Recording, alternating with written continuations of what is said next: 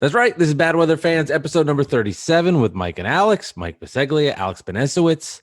And I have such a hard time saying your last name, Alex. I literally have to move my mouth to the side because it naturally wants to say Benesowitz. But I've trained my body. Watch this. If you're watching on YouTube, Alex Benesowitz. And I have to turn my head to make the sound proper. I also have a itty bitty speech impediment, which I haven't really talked about, but it's there a little bit. So I have to make sure with my S and Z's with you, I get it right. And I don't want to say I've been like practicing all day, but I'll be doing Uber Eats and then I'll be like Alex Benesowitz. I'll practice that. So good job. Yeah. I mean, thank you. You're a good friend. You're a good friend. I don't want anybody mispronouncing my last name, so that's good. That's good. Because if you did, then, I've known you almost a year now. It's going to be in a month. It'll be a year since we did our first podcast. Yeah. The one that was on Mike Delivers that we did. That was a year ago. It was around Christmas. So it was almost a year, I'm saying. So it'll be, so if you don't know how to say my last name now, then it's just like, and, we do a show together. It's not like I just work with you. Hey, there's Alex, hi, it's like, come on, but it's all good. And listen, whatever. Mike Bisaglia, I guess, right? Is that's how you pronounce it? You've been really, really annoying on Twitter this past week. We can get on here and we can do a whole show about Joe Harris re-signing with the Nets, and we'll talk about it. But the truth be told, the topic today, my friend, is how annoying you have been on Twitter this past week and your conversations with Knicks fans. You have not been fighting with, Net fans, Mavs fans. This has been you going all the way in with Knicks fans, and like I was poking fun of you on Twitter, being like, I'm the new voice of the Knicks for people because your takes have been odd to say the least, but you have really been annoying on Twitter this past week. So congratulations for pissing everybody off. Well, you know what? You've met me a year ago, like we said, almost a year ago. So let's say a year just to be easy. You have met me at a time that I was super positive about the Knicks. I've been telling you that. I'm like, you have just met me at this time that I'm super positive. So like everything that they've done over the last year since I've known you until now, I was super happy about, super excited about. Like I heard you on the Fireside Nets podcast you were just on. It was a good show and those guys are great. But like you were saying how, he says that he didn't really want Durant. I'm like, no, I really didn't want him. I believe you. I was honest. That's what you told me. You kind of said it a little half-assed. Yeah, you're a little snarky. Well, that's my personality, Alex. Yeah, no. Everything you say, I got a little snark in there. Yeah. Well, we needle each other all the time. So that makes sense. But so I was so excited about that. And I was excited that they didn't pay for the, the second tier max, like Tobias Harris or somebody like that. Like Amari Stoudemire 2010. And then I was happy they got a bunch of guys that are 1-year deals and kept their flexibility and still tried to, win some games. And it didn't work out. So you traded some guys, you got a first round pick out of Marcus Morris. And now you restart. So now that we're here and you hire Coach Tibbs or Thibs, whatever his name is, and you decide that you're just not going to do anything. You know what I'm saying? Like we're gonna move up in the draft, move back in the draft. You had a guy in mind, you didn't, obviously, and then you trade that second for a future second in the 2 first round draft, in the future in 23. That's fine. For a second, in that draft, that's fine. You got Quickly, you got Toppin. I love the draft. That was our last podcast. I was so excited. And now you're gonna go and you're gonna re-sign Elfrid Payton. You're gonna bring in Alec Burks. You're going to sign what are we, Noel was a good signing. Austin Rivers was a good signing. Sure. But it's just like, what's the plan here? We're not going to go and get somebody, like, you're not going to go get like at least a DJ Augustin. Like I went into this free agency, like at least we'll get him, you know what I mean? At least we'll get somebody at that level. Like give me a player that's a veteran. That's a step up from what we had last year. That's going to help the kids grow. That's going to help the kids, develop. Like, you know what I mean? Like you can't just go into a season. If you were going to go this route, you should have went all in and hired Atkinson or kept Miller for a year, like I said. You know what I mean? So now I'm kind of annoyed. Okay. And then I'm getting mad at Knicks fans who do the whole, the GM genius terms, like when, for rookie GMs, like, oh, Leon Rose is playing chess. So everybody's playing checkers. Oh, he's a ninja. Just watch the Queen. Everybody. Just watch the Queen's Gambit, by the way, on Netflix about chess. Oh, yeah? Excellent. I haven't seen that. Excellent. Recommend it. A lot of good. We just started watching The Crown, actually, so that was pretty good. Very good. But anyway, Yeah, sidebar. But I right now, I guess, people got mad at me and that's fine. I don't really That's fine. care. You know what I mean? Okay. I'm honest. I've always been the same way and that's who I am. And I'm sort of a man without a country right now and that's fine. Like I don't care. This is my opinion. Some people agree with me, some don't. And it's just I don't understand the point of like, hey, Yeah. you can't, if you get Westbrook for in a salary dump deal, you're topping out at an 8 seed. No, you're not. If you keep your No, draft five picks, no, seed. you're not. Yeah, you're not though, because these kids can grow into something, and then you never know. But like, who are you getting in the next 3 years that's better? Who are Hmm. you getting next year that's better in free agency? Oh, don't worry, Well, the free agent class next year is so much better. Like, okay, well, the 10th best free agent might not want to come to you if you win 10 games this year. well, You know what I mean? Like, you're I not do, going to sign Alex. Giannis. I You're know not going to win the exactly. lottery. I know It's exactly where you're coming from. So it's first just of it's all, ridiculous. you know, I had to explain myself. I was on Andrew's show. Final you've score, talked great you show. That was you've fun. said all of this a lot of times. I've heard you say it on Right. Twitter. I've heard you say it on other people's shows. You and I have not had this conversation. So No, we have not. hopefully, I'm sorry for yelling. Man. I'm sorry. hopefully, It's a my, safe my place. hopefully I can challenge you to be able to have this kind of conversation. I don't know if I'm going to bring that out of you. I don't know. I don't know if I have that ability, but I Yeah. have some questions for you. And we'll see if I can do it. We'll see if Okay. if I have that ability to do that. Okay. Before I even try to challenge you, my first question is, what makes DJ Augustin so good that RJ Barrett and Obi Toppin would be better? I'd love to know. He's better than Alfred Payton. So, but what makes him so good that those guys will have great careers because of DJ Augustin?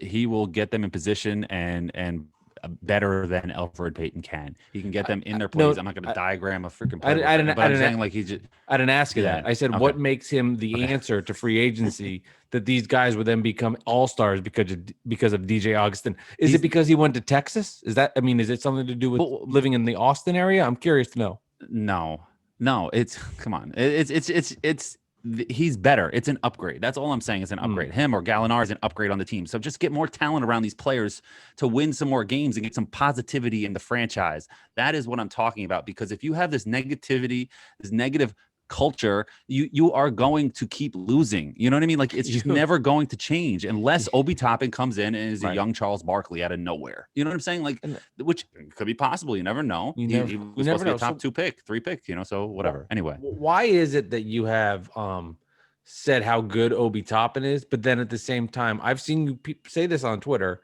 the Knicks are going to be the worst team in the NBA. How could you get a guy that's so good, that's ready to play now, and be the worst team in the NBA? That doesn't make sense to me. So explain that to me.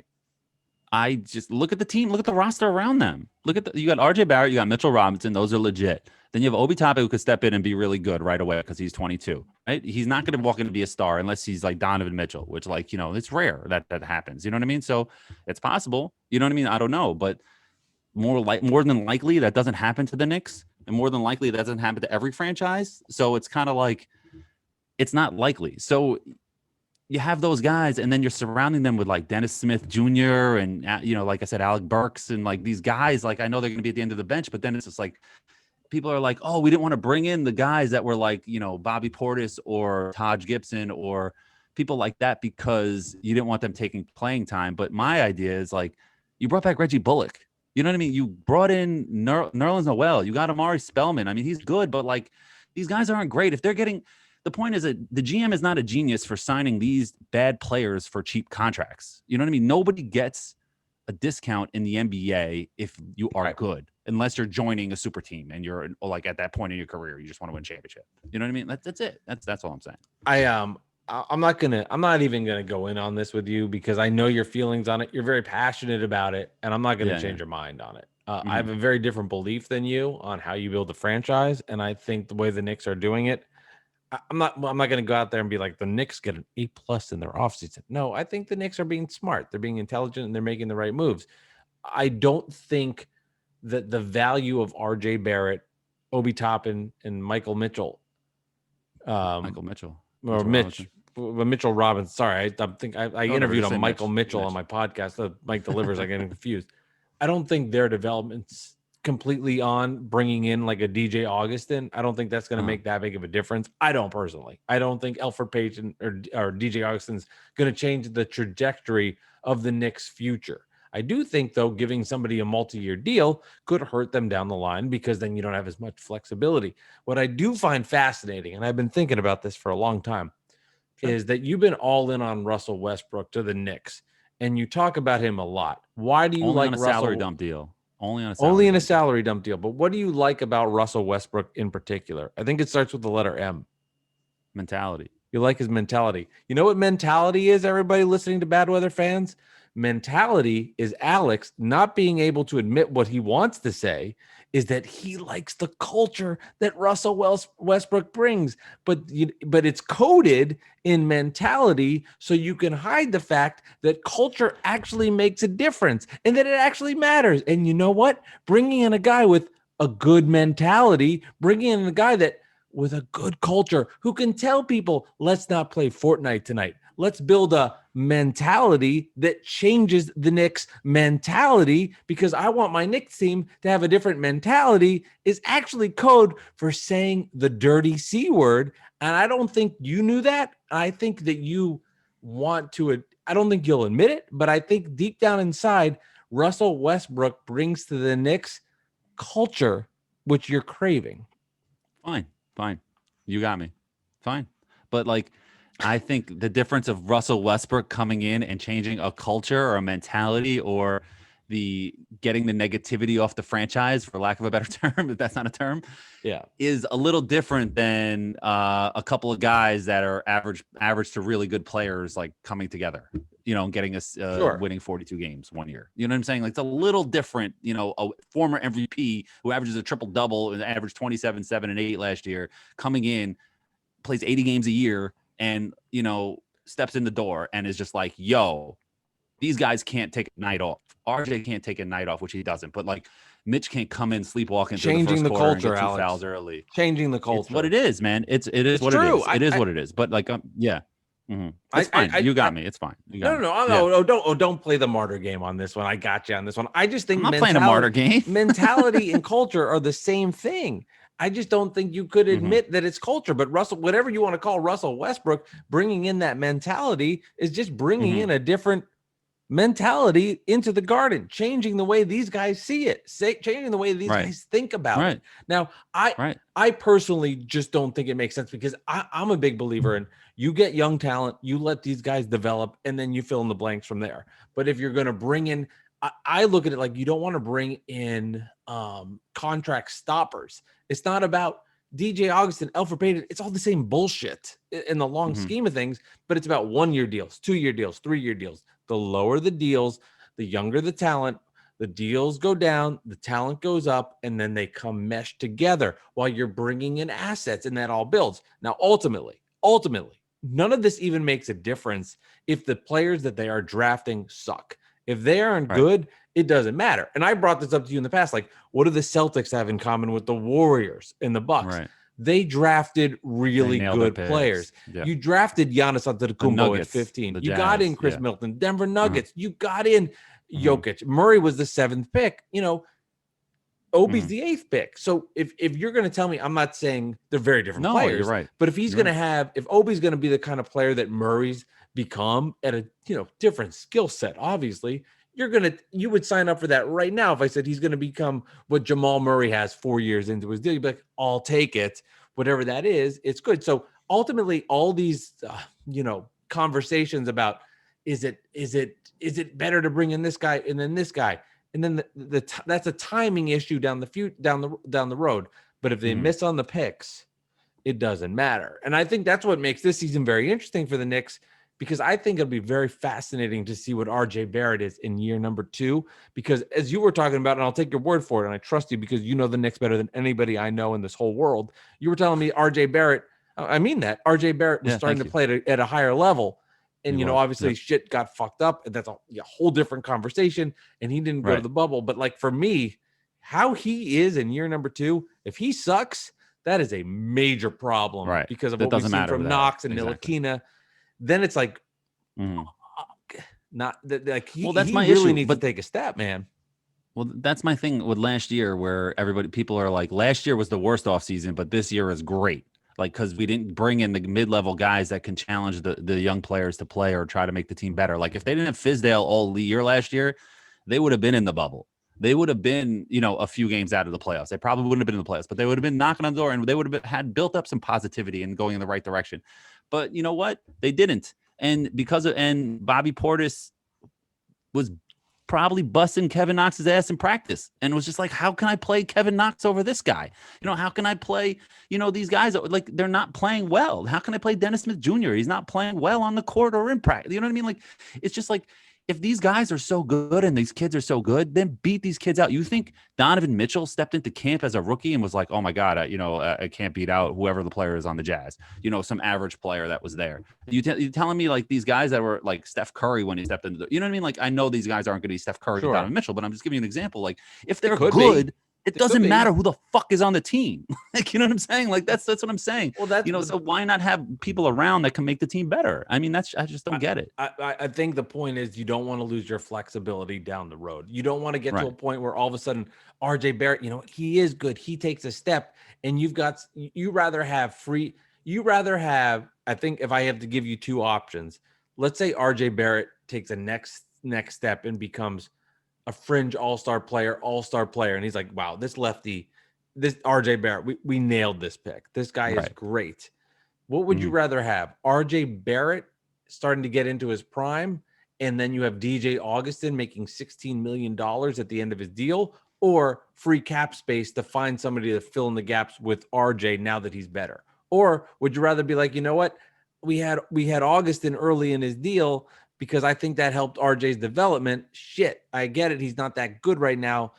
I guess that free cap would have been nice, but we'll pair these two together. And I think from the other end of it, that's kind of the idea. Like, if RJ keeps getting better, if Mitchell keeps getting better, if Obi gets better, we leave that part open where we can kind of have some wiggle room to figure out what we want to do, fill it in with these young guys. Now, I still think that one column, I've lost track of the hands because left and right, I'm looking at the screen. It doesn't make sense. The point is, if the young players don't get better, the rest doesn't even make a difference. So I think that's a bigger deal. But I think the Knicks fan likes the flexibility of, we still have options to fill in the gaps. I'd rather have those options than DJ Augustin at the end of his contract. But signing DJ Augustin or signing a Gallinari doesn't kill your entire cap. I understand the point from the Westbrook ad thing, but I think Westbrook's just, for me, there's something about him that I just have there's something about him that I have a feeling about that will really help this team, change the culture, like you say. But like, signing a Gallinari or signing an Augustin or signing somebody like that on that level is not killing your flexibility. You can get rid of that deal by next year if you really wanted to. You know what I mean? Like, it's not like, and you have the draft picks to attach in the future, one of these seconds or first, who cares? If you have RJ Barrett and you have Mitchell Robinson and they took a step and Obi Toppin looks great, and you have DJ Augustin, you deal a future pick and you get rid of DJ Augustin. You know what I mean? Like, that's what I'm saying. Like, there's no like handcuff with these deals that people are like saying that it's going to be like, oh my God, if you sign one of these guys. And I'm not saying that they should have signed 3 or 4 players. I'm not saying they should have signed Gordon Hayward after I saw what he got. Forget that. But I'm saying if there's a guy like Augustin, if there's a guy like Gallinari, if there's a guy like, Dragic, if they could have gotten somebody like that who's going to come in and stabilize the franchise and get me some talent on this team that's better than Elfrid Payton, that's better than Alec Burks, that's better than Dennis Smith Jr., that's better than Reggie Bullock. You know what I mean? Like, what are we doing? You know what I mean? Like, it just seems like they're kicking the can down the road. Like, don't worry, next year we'll get the guys. Next year we'll win the lottery. Next year we'll get the guys. But it's not about next year. It's not about next year getting the guys. But that's what they're saying. That's the people that I'm arguing with on Twitter. That's going to be fired up. It's not about next year getting the guys. It's not about. But that's what they're saying. That's what they're saying. That's all. Yeah. It's about giving yourself flexibility to allow yourself to make moves and keep yourself in position so that you can pivot in the direction that makes sense for your franchise at the time. It's not about handcuffing in the moment for guys that aren't that much better. And I think that's where the Knicks are getting it right. I think it's confusing for the Knicks fan. Like, let me put myself in the Knicks fan shoes, which is just disgusting because you people, the Knicks. Okay, I'm joking. I love you guys. You're the best. Smell. Really bad body odor. Yes, yeah. I think, the Knicks fan is confused because they're like, last year we did this. This year we're doing this. It's a new set of people. There's a whole new set of crews that's here. Leon Rose is taking over, and he's in year number 1, and he's doing what year number 1 GM should do. I think because you guys play in New York, you play in Manhattan, you still think you can skip steps. You can't skip steps. But that's not. And That's not what kudos I'm to saying. Leon. I know that's not what you're saying, but Yeah, but you are saying it. You may not I'm be not. verbalizing it, but when you're saying sign free agents so you can team them up with these Free guys agent. right now, that Yes. is skipping steps. It is. If you sign one guy to make your team better now, you're not skipping steps. You still have cap room. You still have draft picks. You still have the flexibility. You still can make the team better now while also saying, hey, like next year, I saw Woj on his pod said, next year the Knicks can sign good players so they can put them in a position for the great players down the road. Like, why can't we sign the good players now so we can fast forward a fucking year instead of kicking the can down the road? Like, oh, maybe we can win the lottery and sign somebody next year. It's just like we're tanking. We're tanking. This is tanking in disguise. This is what this is right now with the Knicks. They're tanking in disguise, in plain sight. They're tanking in plain sight. They're tanking the right ridiculous. way. This is how you tank. This is tanking the I had proper way. enough. I had enough of Well, the of course tanking. you've had enough. You've had the worst team. You've had the worst team in the NBA for the last 30 years by record. I get it. But the worst team in the NBA, they were actually trying to win some of those years. But they were still bad. Yeah, but this is like this annoys me a little more because they're playing this card that's like, hey, we're developing, we're doing this, we're just not making our team better. Okay, so if you're doing that, like I said, Frank, Quickly, Knox, Mitch, Obi, RJ, those six. Whoever else, if I might have forgotten somebody, Iggy, they better be the ones who are playing 25 to 35 minutes a night. Otherwise, what the fuck are we doing? If Reggie Bullock's is starting, if Alfred Payton is starting, that's just ridiculous. If Alec Burks is starting, it's just then it's like, what do we? Because it's going to happen, and everybody's like, Julius Randle's still on the roster. Julius Randle's still here. Bring Alfred Payton back. Now Alfred Payton has a trade clause because they released him and then re-signed him. So if you release a player and then re-sign him, he has a no trade clause for that year. So now if you have a deal set that you can want to add Alfred Payton's contract into it, you're in Alfred Payton's hands. You know what I mean? Like, why would he say no? But it's just like, why are you doing this? Just pick up his option. You know what I mean? It's just like things like this are just not making sense to me. It's not aligning to me. Well, you know what I mean? It doesn't seem like they, I don't know. It was a great draft night. I'll tell you that though. I totally agree with you. If they're going to start playing guys that they signed this offseason as starters, right? That's just, that's then what are we doing? I mean, that's stupid. It's going to happen. It's going to happen. I'm telling you. Yeah, it's going to happen. Yeah. It's going to happen. Yeah. No, how old is Tom Thibodeau? How old is he? Can I guess? Sure. Hold on. Let me guess. So he is bald. Yeah, but that kind of job stresses you out, man. Like he could be 26 and I'd buy it just by all the stress that he's been through. No, I won't go that young. Tom Thibodeau, how old is he really? 53. 62. I was a terrible guess. Let me do that again. 58. He'll be 63 in January. 63 in January. So you hired a 62-year-old coach, 62 and a half-year-old coach, and you said, and you're tricking Knicks fans into being like, don't worry, he has a 5-year contract. He'll be around. So he's going to be coaching at 70 years old in 5 years? You think he's going to be the coach in 5 years? But Alex, no, he's not. But Alex, you're missing a big point. I'm just saying that I'm just calling out the bullshit that's being spewed right now. That's all I'm doing. You're missing the bullshit. You're missing the big point. Could there this is something I love when I hear. Is there anything better than on your resume you are able to resurrect the Knicks? So when they're good in 3 years and he's there, he's not going to leave because he's going to be bringing the New York Knicks to prosperity. Who would want to leave that for their resume? I mean, I've heard this, people that don't go to the Knicks and go to the Nets, they're just scared of the spotlight. So it's the last frontier in the NBA, the Knicks. It's the last. I'm sorry. Go down the Oregon Trail and come that's here just to the that's just my insecurities coming through because of how annoyed I get with that. But I can't speak for Tom Thibodeau in 5 years. That's a good point. You're right. Maybe in 5 years from now, when RJ Barrett is an all-star on the Warriors, he's probably not going to be around. So I don't know. You've been going back and forth with people on this for a while. So you'll probably be right. The Knicks will probably suck this year. I will tell you this. No. This is truth because I like to be honest with all my Knick fans on here. I'm saying fans and friends at the same time. Knick fan friends. I'm so happy that they did not sign anybody good because this year, people, is the year the Nets have a chance to win an NBA championship. and I don't even want the Knicks to have a sniff around. I mean, maybe Right. it'll be good. Who the hell knows? Because maybe, like, everybody. I saw these pictures of Obi, walking outside the garden, so I'm sure it'll be great. Like, maybe the Knicks will be one of those teams that becomes like the 6, 7, 8 seed and plays the Nets in the first round. So maybe we'll Oh, see that'd each be other. fantastic. We're That going to would that be game. annoying, Those games, but it we're would be going. great. It'd be fun. Hopefully we can, but we're going. Yeah. But I guess I don't even know where I'm going with this. I lost my I know what mind. you're saying. You just want the Nets to get the Yes, spotlight yes, this yes. year. You don't So, want the Knicks to rain on your parade like they did in Russell 2013. Russell You know? Westbrook throw lobs to DeMarcus Cousins where he's jumping this far off the ground. Let's see that. I'm in the mood for that. James Harden putting up lefty shots. Video. It looks like that. Andrew Claudio brought up a good point to me. Would you do this trade? He brought up a good point to me, Andrew Claudio. Okay. Shout out to him. He said, would you trade Julius Randle for Mike Conley? I said yes in a half a second. I would. What's the contract?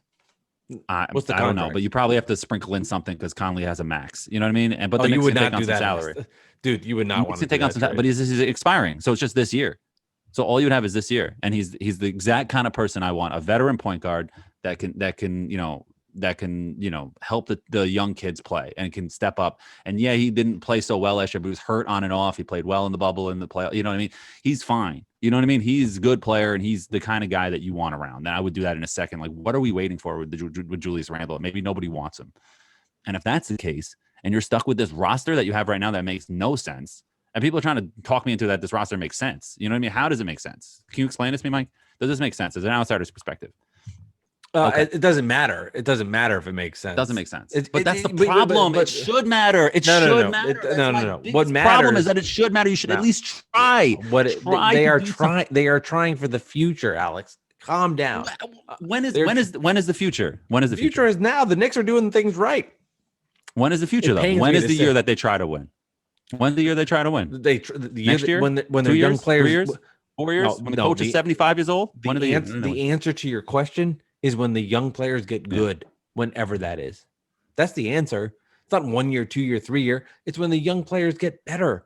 It's not about. What if they get good this year? What if they get good this year and they don't have the proper tools around the players this year? What if they get good this year? Then you wasted a year. No. What if they get good this year? What if this year they're good? What if RJ takes a step and he's averaging 20 points a game and Mitch is the defensive player of the year and Obi Toppin is averaging 15 and 10 and now you have nothing because you have Alfred Payton at point guard and you can't win any games. But what would you expect? So you think if you added DJ Augustin, this? No, I'm not saying that I think that this is going to happen. I'm saying it's possible. Not they're going to get to the finals. I'm saying it's possible that they could be a quality team this year if they added some pieces. So here's these guys take a step. Is what I'm saying. Here's the question: when you're trying to win a championship this year, if you are the 10, 9, 8, 7 seed, doesn't matter ultimately for winning a title. That doesn't make a difference. If those guys develop, that's the key. And what Leon Rose did, which I love, is he was playing chess, Alex, while everybody else was playing checkers.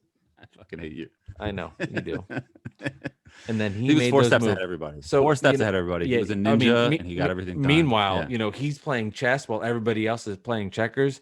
Sean Marks.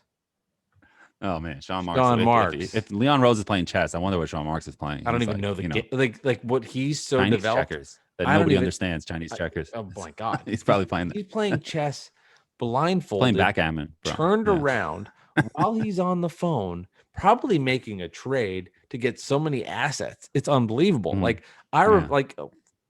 here's an example of a trade. Can I give you a net example of trades? I sound so condescending with this, and this is going to bite me in the ass. But he made these kind of trades that worked out. I mean, the Nets had Brook Lopez. They dealt him to the Lakers. Why did the Lakers want Brook Lopez? He had an expiring contract. Why did the Lakers want an expiring contract? Because they knew LeBron James was coming. So that was their move. That was their. This is so stupid, but that is a chess piece move, knowing what's coming. Why did the Nets make that trade? Why did they do that? They took on D'Angelo Russell. Because they had to get D'Angelo out of there too. They had to get him out of there. It was a toxic relationship. Then they shipped out that contract. And it was just, and then they gave Russell a second life. So you just got to get creative. You got to think of ways. I'm not saying the Knicks had the greatest offseason of all time, but they did not screw it up. Like signing Gordon Hayward would have been a disaster. I mean, it would have been a freaking disaster to bring him in. Like I look at the Hornets and I'm like, you guys are fucked. You have no chance to ever win a title. What if LaMelo Ball is Magic Johnson? Well, then they do. Then they do. Yeah. Yes, If that. Lamelo, But that's the thing. but They're trying to that. But surround him with yes. shooters and be like, hey, But maybe he's a star. but it does. Like that's it. You tell me. You're telling I don't me. think he is, but I You're mean, you're telling me. No, I understand what you're saying. But you're yeah. telling me that if in 1979, when the LA Lakers drafted Magic Johnson, if they didn't have fucking Gordon Hayward on the roster, Magic wasn't going to be Magic. Ball's going to No, be they had great. Kareem Abdul-Jabbar. They had Kareem Yes, Abdul-Jabbar. So yes. we're a little, Okay. we're a little better off. But the point is, if he's going to be Uh-huh. great, he's going to be great, and the rest will come together. I don't like Right. making the Gordon Hayward move because I can tell you right now, I'm going to be watching Hornets Hawks playing themselves in the play-in game to be the 8th seed, and I'm going to be so excited to watch Gordon Hayward go up against Danilo Gallinari, and you spend fucking $50 million for this. That's what they spent the money for. I'm sorry. By the way, They Hawks top did. 4 seed in the East. Top 4 seed in the East. So Hawks you are like gonna the be- Hawks as a are gonna be 4 good. seed? They Who do you added like? players to their young players. They said we are ready to go, and they added The the players. Hawks They could be added good. Rondo. They had Bogdanovich. They added Gallinari. They added Solomon Hill. They added players to their team that was like they already had solid pieces with Collins and Trae Young and Hunter and these guys. And they're going to take a step. They're at least going for it. And, you got to love that. At least they're trying. Like, you know what I mean? If they suck, then it doesn't matter. They still there. I mean, like they have what's But the name too? Alex, ultimately, and no offense to RJ Barrett and your He's boy not Trae Mitch. Young. I get it. But RJ Barrett could be better than Trae Young. I'm not saying that. Like, I don't know. RJ Barrett could be my kid. He's so young. Like it's I get it. He's a can't baby. Drink. Exactly. Not legally. Baby. He can't drink. Trae Young right now in his development is past where RJ is. I mean that, but I think we can both agree with that. But RJ could be better. Yeah. Yeah. He's got a year on him, right? But if Trae Young doesn't become a star, if John Collins doesn't become a star, in 3 years from now, the Atlanta Hawks are going to be in deep shit. Deep shit. Because they have no flexibility and they have young players that got bad. They're dead. They're dead. Well, John if Collins, the young players get better, decision on him this year, and you can't max out John Collins. Yeah. It's tough. It's so. No, I got you. I got you. But you bring it up too. But they have to make their move. They're ready to make their move. Is what you're saying. Shows you they have to make their move. Yeah. It's so difficult to win in this league. Like, what do you do with John Collins? He's been a B. He's been good. He's been solid. You can't max him. But John Collins isn't. He's putting up Porzingis numbers, bro. You can't max him. Right? Is John Collins the answer? Is your number 2? No, he's a number 3 or 4 on a title team. Right. On a real if title you put team. John Collins, if you put John Collins on the Bucks, it makes sense. If you put John Collins on the Warriors with Klay Thompson, it makes sense. But John Collins as that guy with Trae Young, it's just not enough. So if he doesn't develop and Trae doesn't develop, the Hawks are fucked. Like they're done. Because then you got an old Gallo, you got an old Rondo, you've got who else? Whoever else. Bogdanovich. They just got Bogdanovich. They didn't match the Kings in a match. Yeah, which I like. But I mean, you're screwed. Hunter, but they got some guys. They got some players. They got a little roster. They all can shoot and stuff like that. They can't play defense, but who can play defense? The Hawks are Reddish, Porter. They got some guys. The Hawks are like the poster child for the team you want right now, in my opinion. Me that I want, sure. Like where you wanted the Knicks, like the Hawks are where like you wanted like the Hawks and Pistons to make a child, and that was your free agency. What I wanted was one fucking guy. You know what I mean? Just give me somebody that can make the team a little better while keeping your flexibility. Don't do nothing. That's what I'm mad about. People are putting words in my mouth. I know you're just busting my balls, but people are putting words in my mouth saying, "Oh, you want to blow the cap on everybody, and you just want to trade all these picks, and you were talking all these years, you didn't want to trade picks, and now you own and this and that." I'm saying, sign one guy. Give me something. Like, give me something. You don't have to agree with me, and that's fine. It doesn't matter. It is what it is. It is what it is. It's just, I don't get the point of kicking the can down the road. If you can make the team better now, make the team better now. It's kind of like the Knicks back when they were killing, all these contracts to try to get LeBron in that 2010, the years before that. Sure. There was one year that they had Zach Randolph, they had Jamal Crawford, they had Mike D'Antoni there. They started off like 10-7 or 10 and something, like they looked like a decent team. Donnie Walsh said, "I got to trade everybody," and he did the right thing. You had to put yourself in position for LeBron, and you had a solid team in place and whatever, but you didn't need to do that. You know what I'm saying? It's just there's something. It's just something there, and I don't have all the details in front of me to explain it, but there's something there with that. Like, look at the Thunder. The Thunder have this nice team. They have SGA. They have Schroeder. They have Chris Paul. They have a couple. The Steven Adams. They have a nice, solid team with a nice foundation. They have 1 million draft picks already.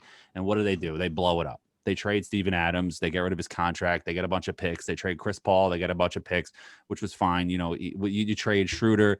Now you have 1 million draft picks. You have SGA, and you just wasted 2 years of SGA's career. Like, you just wasted him. And he's sitting there probably like, we were just in the, like, what just happened? Like, why did you just do that? Why didn't you trade the picks you already had and add to this team and let's go? Like, what do we like? No, we can be better later. We can be better later. But we can be in position to be better. It's just, No, if you keep doing that, you're just going to keep spinning your wheels. You know what I mean? Like, what do you like? I just, you got to, at some point, you got to try to win. No, there's something with the Sam Presti making deals all the time. And he's kind of like, he's building on his own, I don't know what the word is. He's playing chess. Built this he's built this reputation without doing anything yet. Now he's given himself beyond flexibility. So for him, he's got to draft right, and he's got to use those draft picks as a way to maneuver to make other deals. So he's got to do that. He's got to do it right. But he's put himself in some good flexibility. I do think there's something like where we're all fawning and falling in love with everything he's done when he hasn't quite done anything yet. And I'll do this and I'll bring it back. Like, to me, the ultimate GM was Sean Marks. Like, what he was able to do with having no draft picks and changing it that way. I mean, that was like, to me, that was fucking crazy to be able. He had no choice, though. He had no choice. That's but if he had the 1 million draft picks, he would have tanked just like every other team. He wouldn't have done what he did. You know what? 1 million draft picks. You know what? That's fair.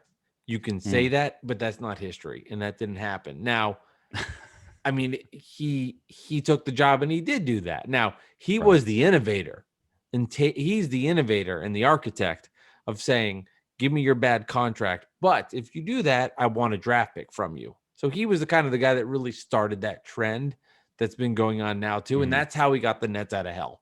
That's how he got the Nets to be a team that was, I'm not even going to talk about the Durant part of it, but just a team that was competitive in the playoffs and a good basketball squad. So he did do that. No, he definitely did a good job. I never said he didn't do it. I just wanted to bring it was a little overrated. I think it was a little like overblown, but like, and I ended up just making fun of people because of that. And that's how we met, coincidentally, which is great. Was that what it was? Well, how was that? How is what he did overrated?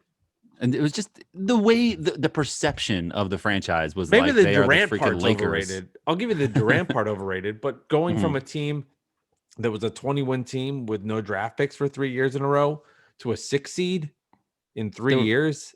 42 wins, and they barely got in the playoffs in the last week. I know they were the 6th seed, and that's fine, but like, let's relax. What else? I mean, like, that's all I'm saying. Like, they were great. They did well, and he did a good job. But I think I don't think that's overrated. I don't think that's overrated. I'll never agree on that. Yeah. I don't think that's overrated. I can't believe that you're going to tell me that's overrated when we start this whole conversation about the Knicks and the disaster when they have draft picks and they can't do that. So you're going to tell me a guy that's been able to change that mentality with no draft picks and shifting moves and bringing development along with guys that nobody's ever heard of. Let me tell you this. In 5 years ago, nobody ever heard of Spencer Dinwiddie. Nobody ever heard of Joe Harris. Jared Allen was 16 years old. He never even had seen boobs before. And now he's in the NBA. That's not overrated. Now, you know how much tits this guy is seeing now at 2021? Probably out of control. I don't give you overrated. Come on, stop with that. That was an amazing maneuver. Let me explain. I'm sorry. I touched a nerve. I'm sorry. I didn't mean to say it in that way. I apologize. It's okay. It was overrated from the aspect of the amount of public praise it was receiving and amount of trash it was put on the Knicks because of like they're not the Knicks. You know what I mean? Like, and it was just so much more fun. And that's what made me be like, this is overrated. It's not overrated. What he did was a great job. I never said Sean Marks didn't do a great job. Thank you. Like, he had to use that plan. That's my opinion. But like, he did a great job. He really did. He turned the team around. He added like 25 wins over like 3 years. And that's incredible. That's an incredible job. But with like draft picks is an incredible job. Yes, it is. And what I'm saying is like, why I always say they had their 6 seed parade was that everybody made it like they won the championship. Like, you know what I mean? Yeah. Look at the Nets. Look what they did. Like, okay, they did a great job, but like, like take a step back, bro. But Like, just chill for a second. I think your anger about that comes from the fact that you are a Knicks fan and get jealous. And Right. you get a little annoyed No, by I that. would not, because I'm jealous. It's because of the way that people were using that as a way to trash the Knicks. You made me say yes before I even heard the rest of the question. Well, I know how to poke you. I know how to get you. Yeah, yeah. But I No, do think from your I'm getting too perspective, hot. I gotta like take. I A think step from your back. perspective, seeing that was annoying. Like Mhm. if Sean It Marks was was annoying. if Sean 100% annoying. Marks was the GM of the Cleveland Cavaliers, and let's not even use the Cavs because of their history with LeBron. Let's say he was the GM of the Sacramento Kings, and he did that, you would have a different outlook on him as a GM than you do if he was the Nets GM.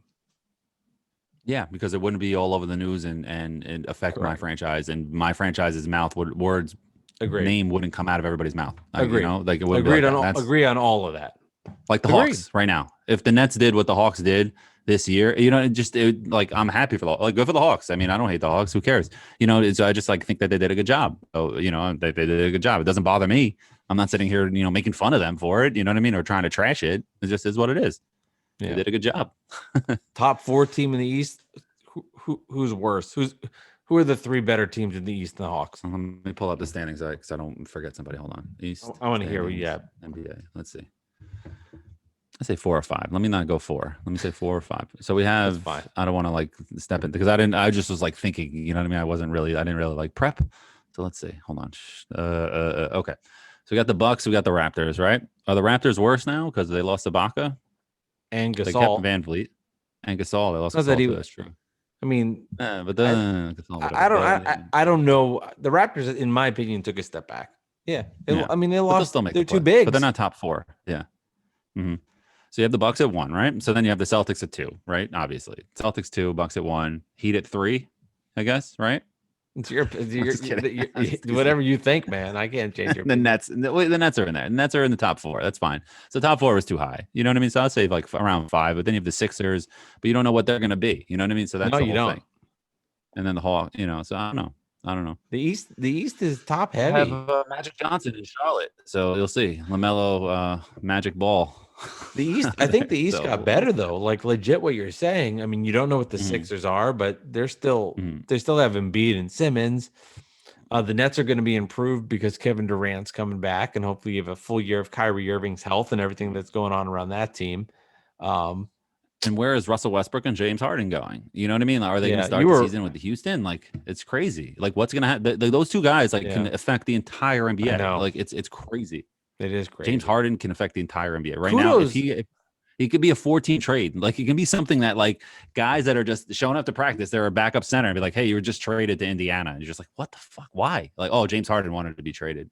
Like, you know what I mean? It's just like, sorry. It's just kudos crazy to how the families Rock- get affected that way. Kudos to the Rockets though for keeping their shit together and not saying like Yeah. we're going to give in, and like Mhm. being like we're going to be uncomfortable with these 2 guys here, and then signing Boogie Cousins. Who knows what he'll be? Whatever, but Yeah. like, sorry, kudos They're to still them trying. in that. Yeah. Like I think, you know what they said? Fuck it, you're under contract. We're not giving in. We don't like this deal. You're uncomfortable.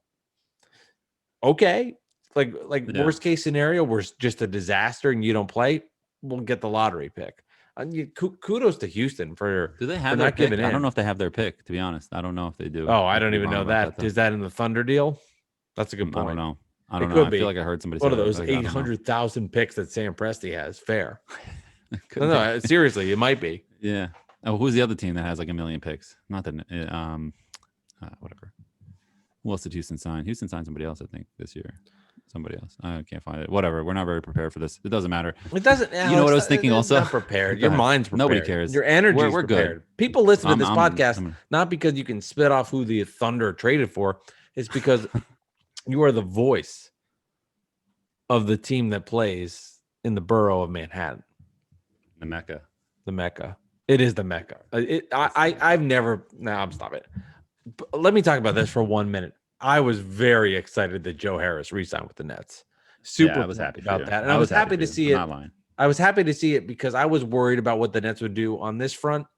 Mhm. They've come so far and gotten to this point, and he's like the poster child of where they came from and where they are now. And his development, in my eyes, is sort of similar to the development of the Nets. And I was worried they would lose him because if they had to re-sign him, they had to go into a luxury tax threshold, and Joe Tsai showed that he would pay for it.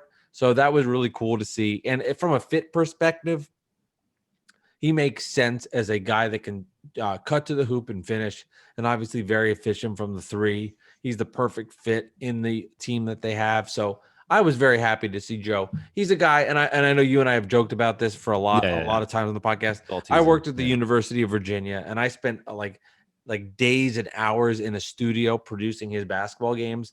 And I remember when he went pro, and everybody's like, "This guy can't make it." This guy, and I was one of them. I was like, "Hey, he's fine, but I don't think he's an NBA player." But to see his development and to see the development happen on my team that I really like, that I love, has been cool. So I was just really happy to see that all come together. And it would have been so depressing to see him be on the Atlanta Hawks. Like it would have killed me inside. So I was happy to see Joe sign, which was great. And it was a move that had to be made. Should we take a deep dive now on Garrett Temple going to the Bulls? You want to really go net centric here? You know what? Bore everybody.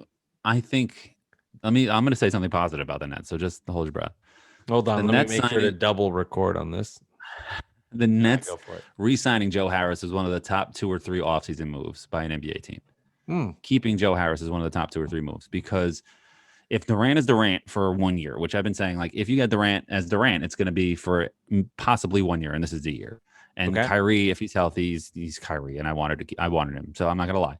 So if you have Joe Harris with those 2 guys, and he's the perfect player to play with those kind of guys, where he can just hit open shots all day long.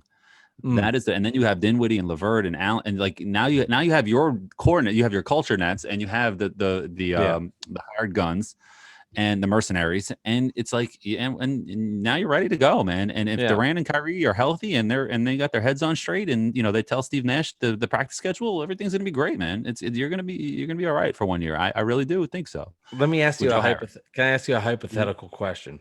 Yeah. Would you rather the Knicks make it to the second round, but that means the Nets make it to the NBA Finals and lose? Or the Knicks don't make the playoffs and the Nets lose in the Eastern Conference Finals?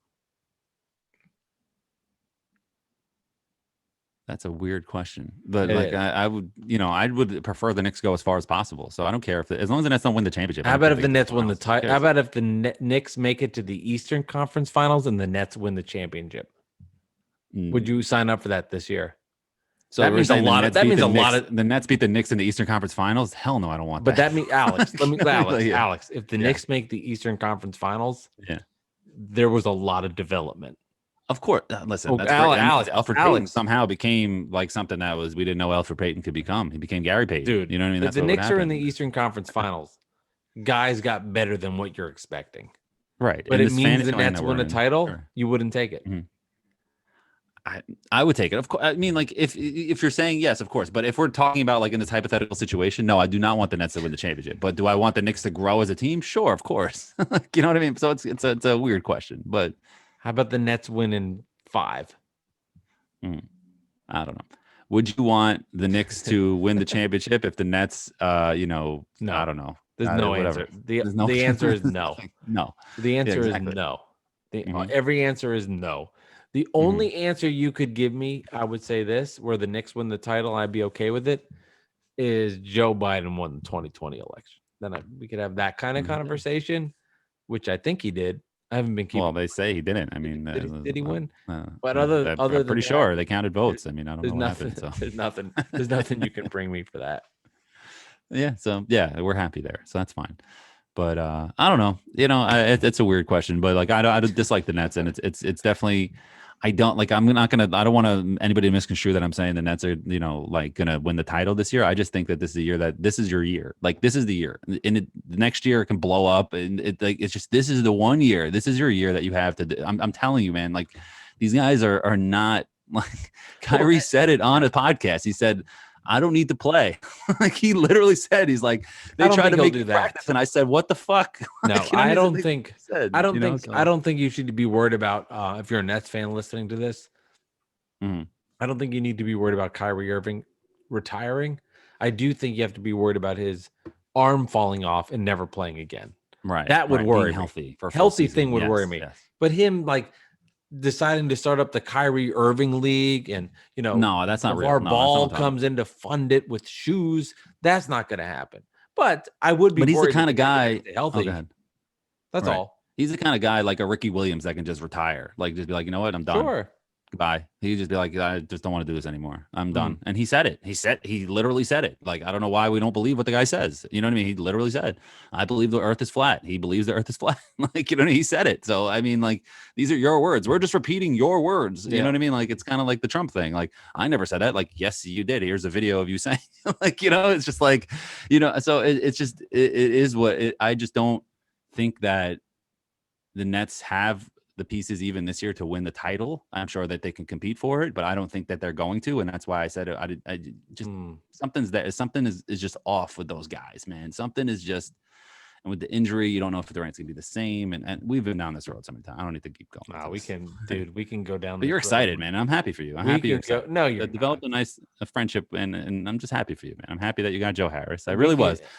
When I saw, I knew the Knicks weren't going to get Joe Harris. You know what I mean? I just knew that wasn't happening. I would just like to tease you about it, and it was fun for the summer when we had nothing else to talk about. Right. Like when he signed with the Nets, I was like, all right, you know, good for Mike. You know what I mean?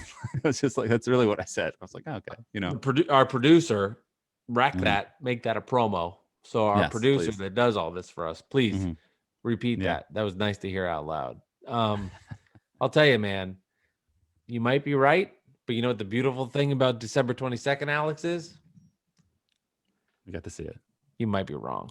And if you're wrong, oh, man, we're going to do this podcast. What I want to see. My balls are going to be on this desktop, and we're going to do an hour of me talking about Landry Shamit's 3 to win the championship with my testicles. About Landry Shamet. Just sitting on this desktop. What's their starting lineup?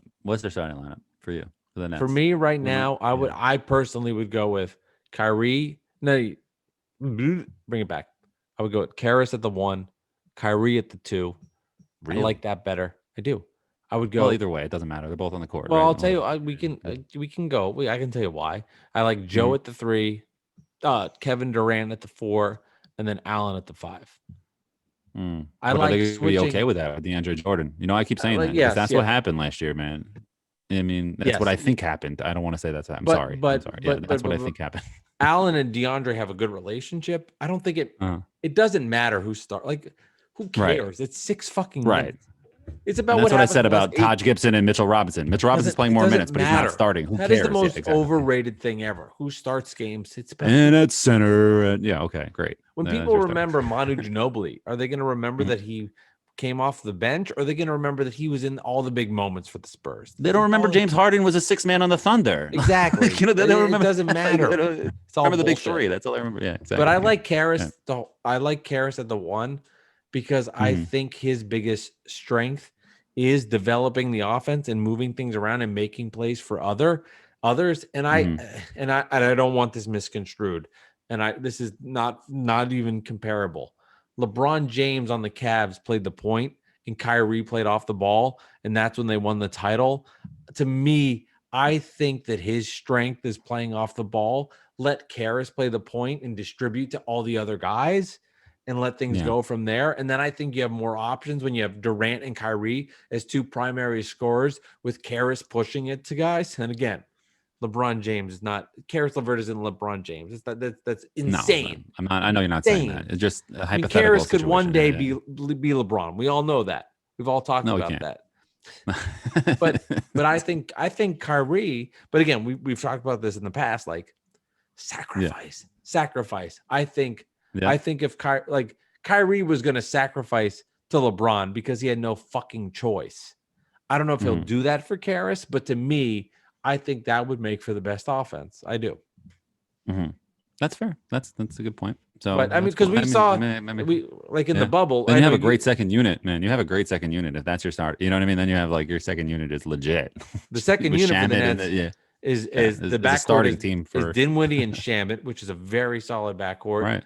They have Taurean Prince at the 3, and then they have it's Jeff Green, TLC. That's a good signing. TLC is a very underrated net. That guy can score and shoot. He's a great. Say the name. People don't know who that is. Yeah, I can't say his name out loud. It's hard for me.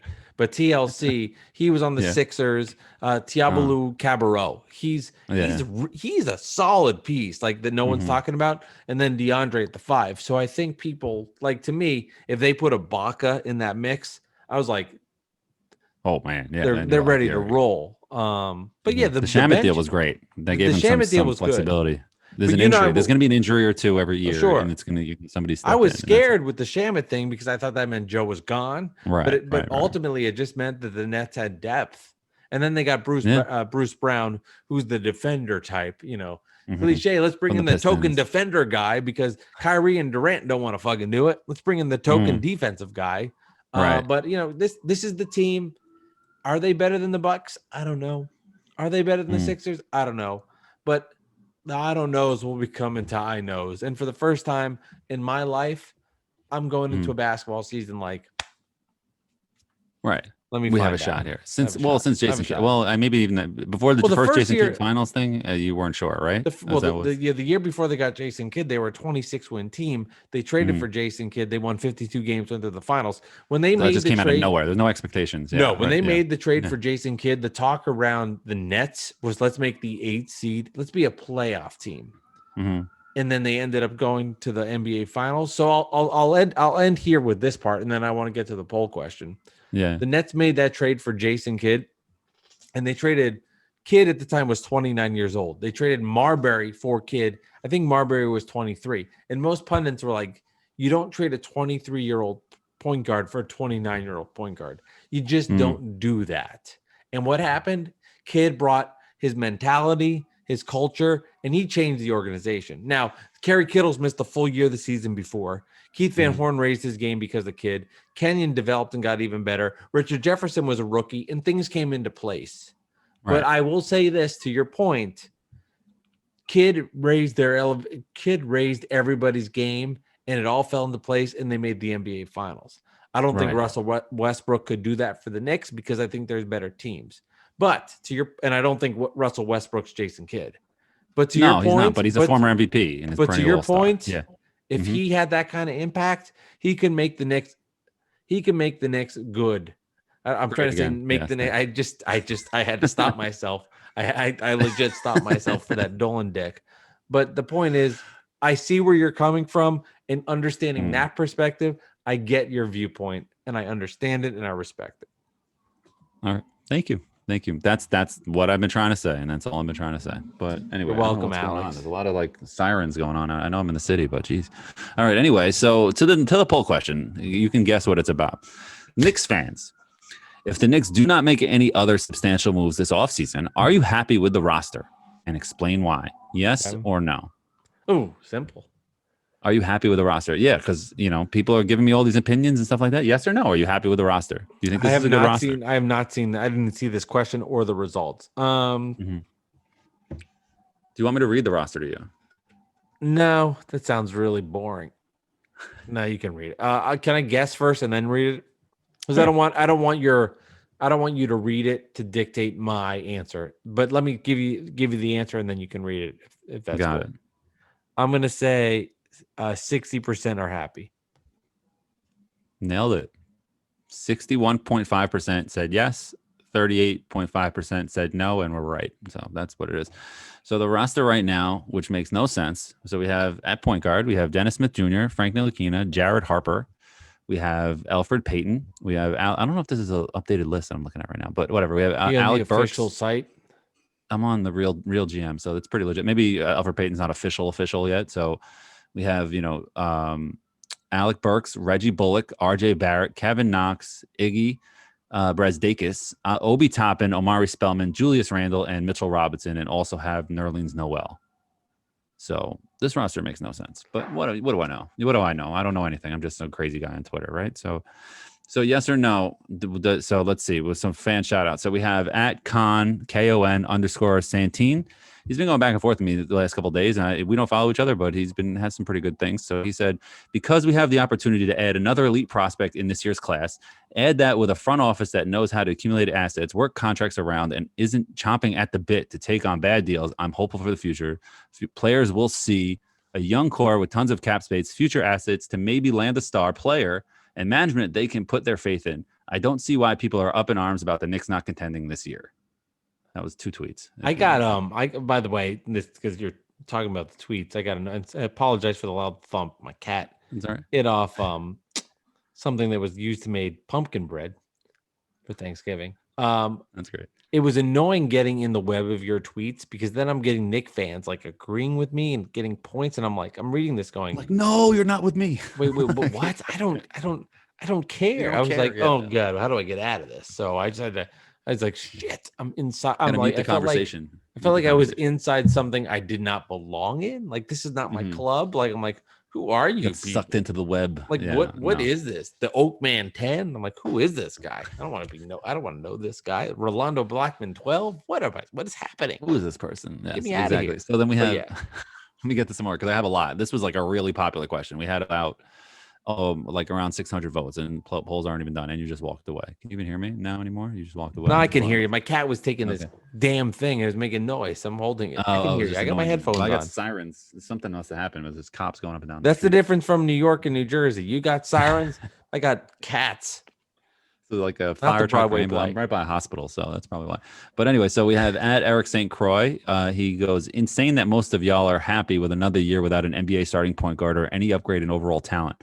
Let's just lose 50 games again, get the 7th pick in the draft, and get rejected by Giannis in free agency. Wash, rinse, and repeat. That's my boy.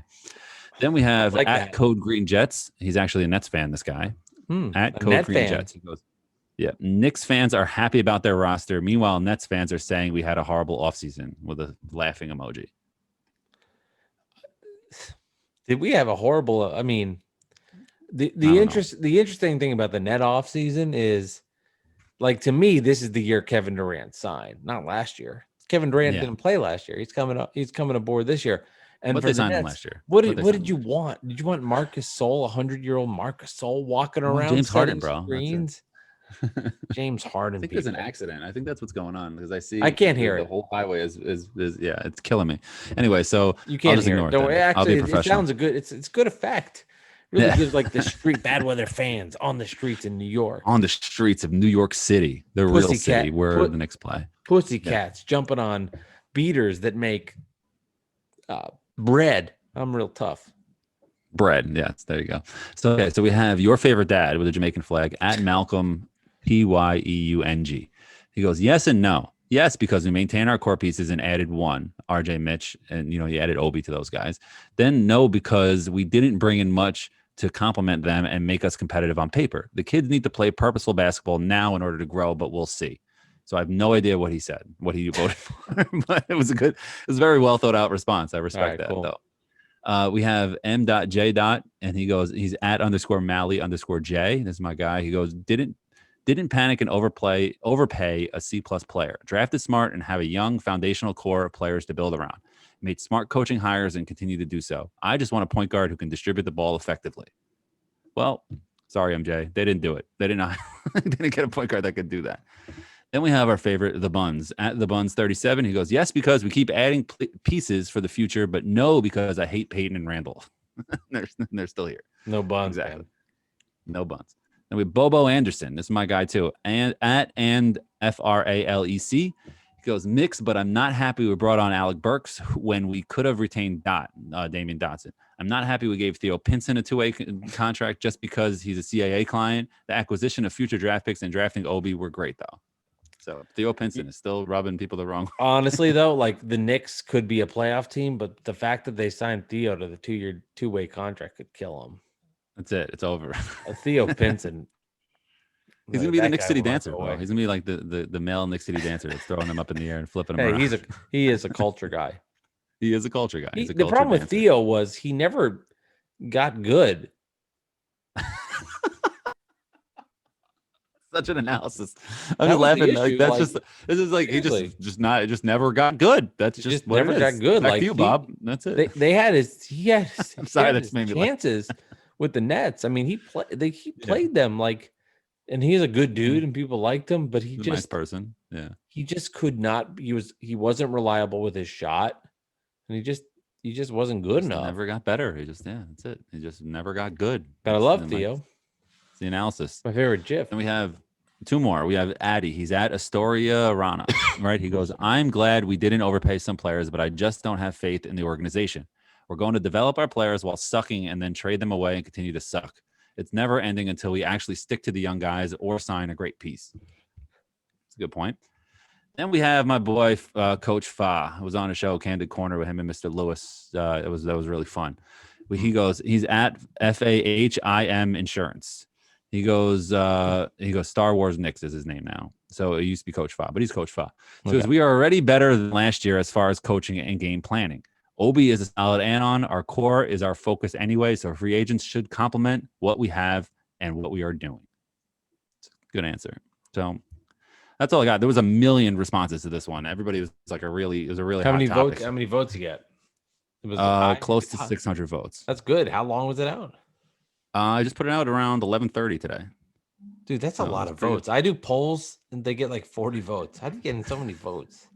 You amaze me. Can I be honest? I'll jerk you here a little bit. You amaze me on Twitter. It's amazing the reaction you get. It is incredible. Get it. Who are these people? And who am I? That's the question. Like, who am I? Why do people care or get so mad about what I say? I don't get it. Do you get the same reaction on like Twitter, like tweets and votes, if you tweet about something not Knicks, or is it only Knicks you get that reaction? I don't know.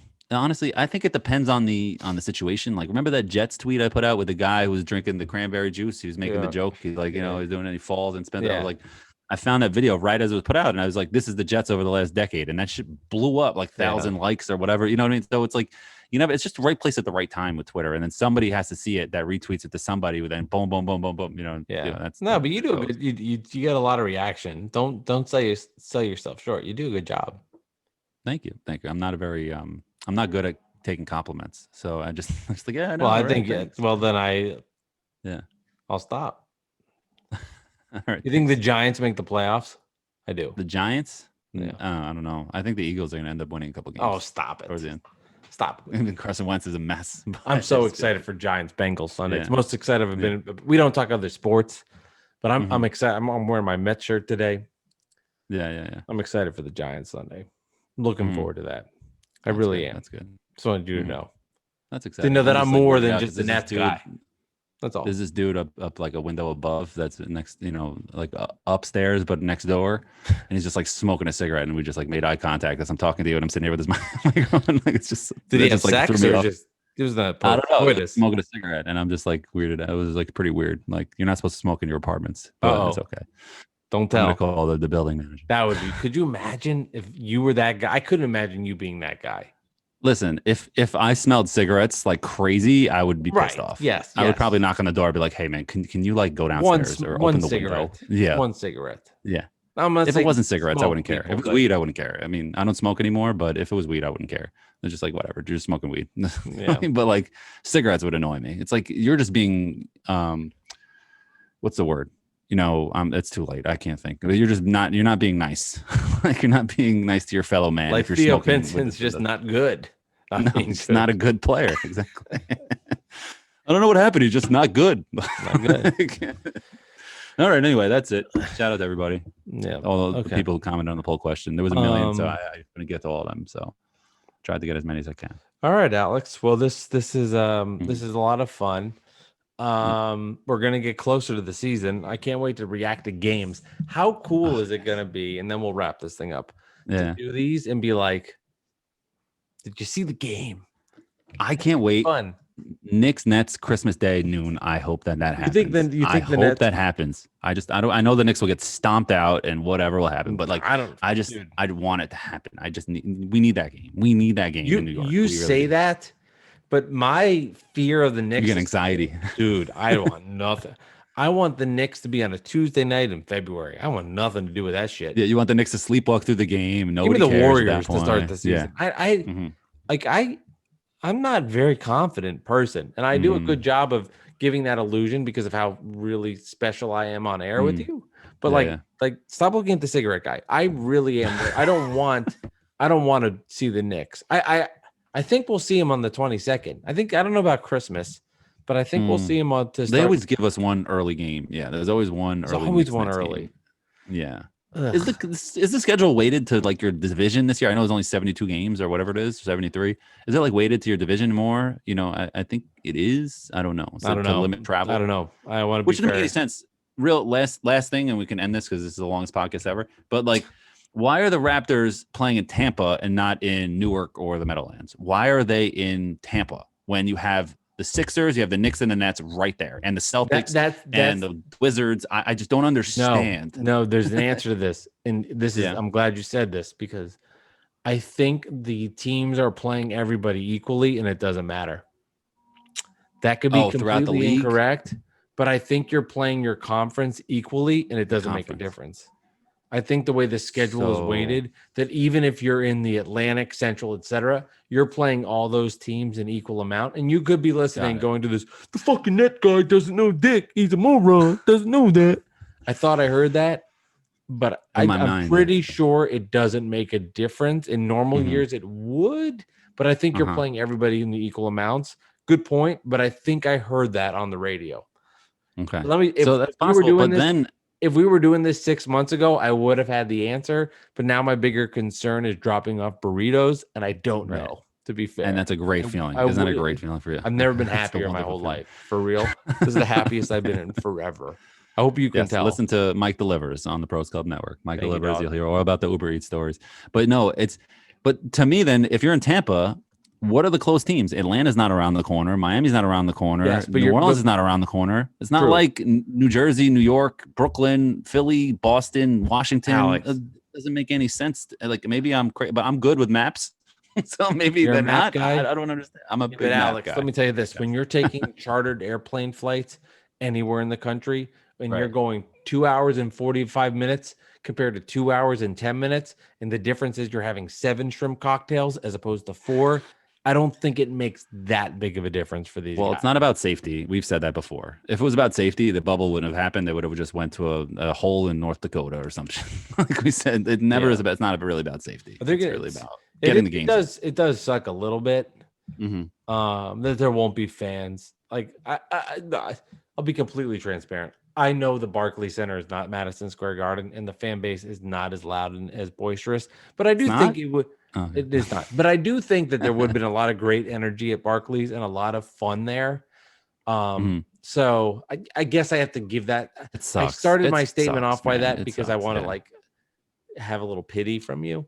But the truth be told, like there still No, it are Net sucks. fans, and there still would I be get it. energy in the building. It does suck. Like the Nets are finally in a position to be great. Like I was talking to my dad about this. I was like, man, it would have been really fun to go to a Net game this year. Like this would have been Opening really night, cool. like you would have been rocking opening night. Yeah, that would be Yeah, it like the game. sucks. Yeah, but It it's does also suck. like the Mets, like your shirt. We're Mets fans. This is the year Steve Cohen's here, and he's going to sign Yeah. Springer. He's going to trade for what's Lindor. He's going to sign Bow. He's going to sign all these guys, make the team better. We're going to be all excited, and we can't go to the games. Yeah, Like, you know what I sucks. mean? That kind of sucks. But But wear your mask, man. what can you do? Anyway, wear your mask, take your vaccine. And shut All up. right. This has been Battle with the Fans, episode number 37. Thank you guys for coming and listening to this. Check out us on YouTube. If you're listening to this podcast, head over to Bad Weather Fans on YouTube. Please give a 5-star rating, leave a comment. It's greatly appreciated in the algorithm of Apple Podcasts. That makes a difference. And if you're listening on another platform, subscribe, give a rating also. I don't know those formats quite as well, but I do know that it's Download. important. Yeah. So do it. Download. The key is subscribe. And then you get all this great content, and we appreciate it. We've done 37 of these. This started way back when, and now we're kind of flying and grooving April. and having a great time. So thank you guys. We appreciate it. And follow us on Twitter. Mike said at Mike Delivers Pod, and I'm at Nick Central. And thank you for joining us. See you guys.